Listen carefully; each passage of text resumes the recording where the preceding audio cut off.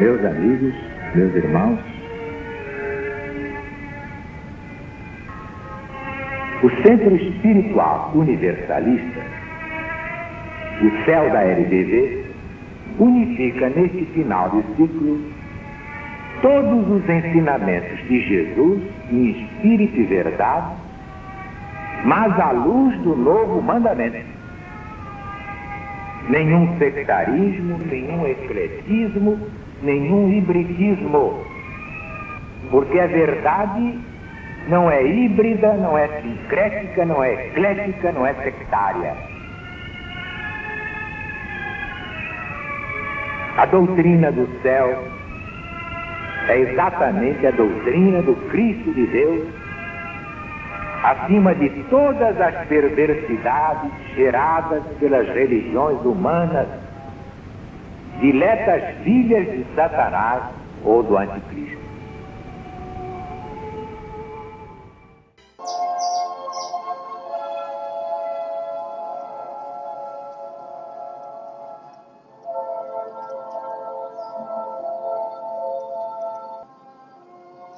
Doutrina do céu, Espírito da verdade. Alziro Zaru responde. A lição de hoje é Batismo de Jesus, publicado no Jornal Gazeta de Notícias, no dia 9 de abril de 1970.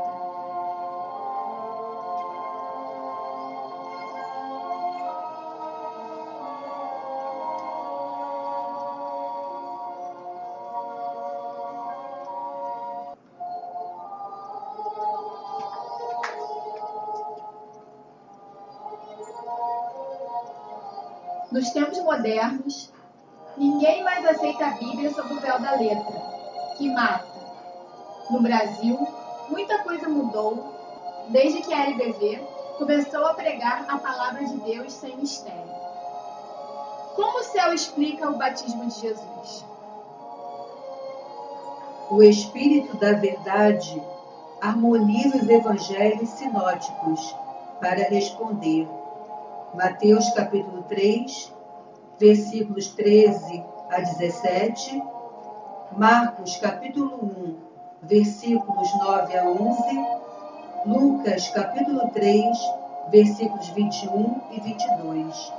São estas passagens. Mateus 13. Então Jesus veio da Galiléia ao Jordão para ser batizado. Mas João protestava, dizendo: Eu é que devo ser batizado por ti, e tu vens a mim?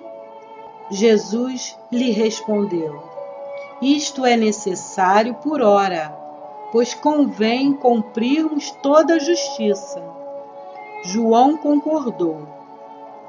Uma vez batizado, Jesus logo saiu da água, e eis que os céus se abriram, e ele viu descer sobre si o Espírito de Deus em forma de uma pomba. Imediatamente uma voz ecoou no céu, dizendo: Este é meu Filho bem-amado, em quem ponho a minha complacência. Marcos 9. Eis o que sucedeu naqueles dias.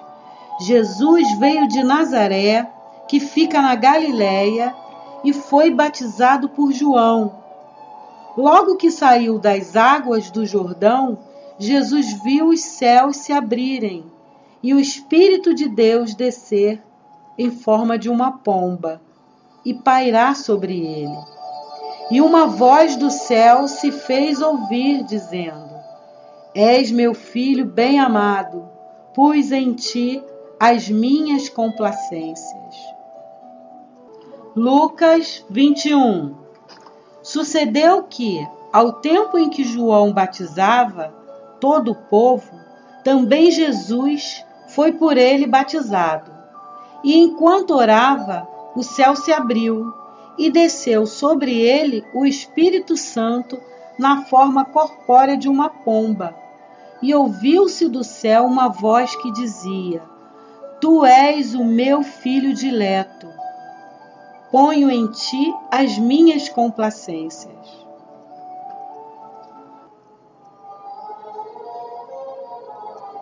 Jesus, cuja origem espiritual agora conheceis, Espírito puro por excelência, Espírito perfeito, não precisava de ser batizado com água por João, de receber um batismo de penitência para a remissão de pecados. Ele que nenhum pecado tinha, que nenhum pecado confessou, que não trazia para ser lavado um corpo de lama como os vossos. Não precisava também de receber o batismo em Espírito Santo e em fogo. Ele, cujo espírito era de pureza perfeita e imaculada.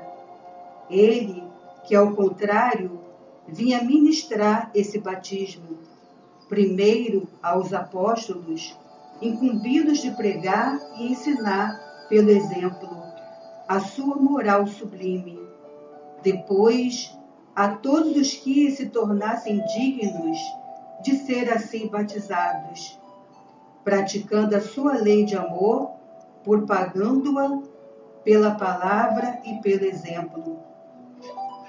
Por que então foi Jesus receber de João, diante de todos, o batismo da água no Jordão, como fazia o povo e quantos acorriam às margens daquele rio, para desde o momento em que entrava a desempenhar publicamente a sua missão, pregar pelo exemplo de humildade, para receber do próprio Deus, à vista de todos, e em confirmação das palavras que antes da sua chegada proferiu a seu respeito o precursor, a consagração da sua origem, do seu poder e da sua missão, como regenerador e salvador da humanidade.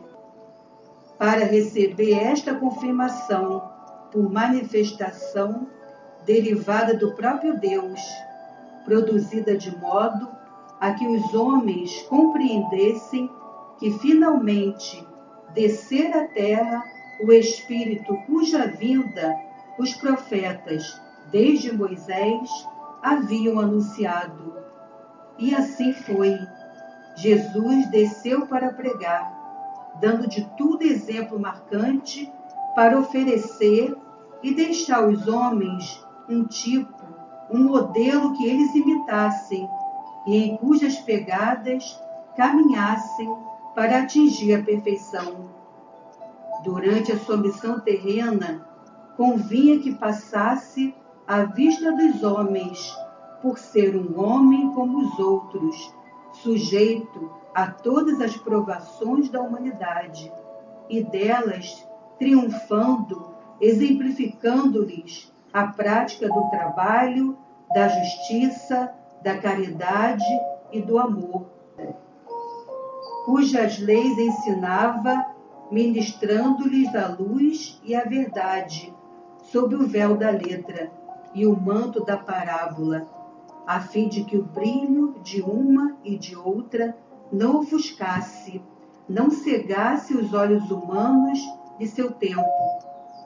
Cumprida essa missão, os homens, em virtude das interpretações que davam aos fatos, de acordo com o estado das inteligências, com as necessidades da época e com o que exigia a preparação dos tempos futuros, teriam de ver um Deus, o próprio Deus, naquele que lhes viera trazer o tipo exato ou modelo da perfeição humana. Procurai seguir os passos de Jesus em todo o curso da sua aparente vida de homem comum, desde o instante em que chega às margens do Jordão, até aquele que se consuma o sacrifício no Gólgota, e o vereis a dar em tudo exemplo, sempre o exemplo da vida superior. Ao encetar essa missão sublime, Jesus se submete, como todos os que iam ter com João, ao batismo pela água. Mas observai que antes de Jesus haver chegado ao Jordão, já o precursor, falando ao povo, aos fariseus, aos publicanos e aos soldados, a quantos tinham acorrido para ouvi-lo, os quais entre si pensavam que bem podia ser ele o Cristo. Dizia: eu por mim vos batizo com água, mas outro virá, mais poderoso que eu, e de cujas sandálias não sou digno de desatar as correias. Prosternada a seus pés, o qual vos batizará com o Espírito Santo e com o fogo. Ele traz na mão sua joeira, e limpará perfeitamente o seu eirado.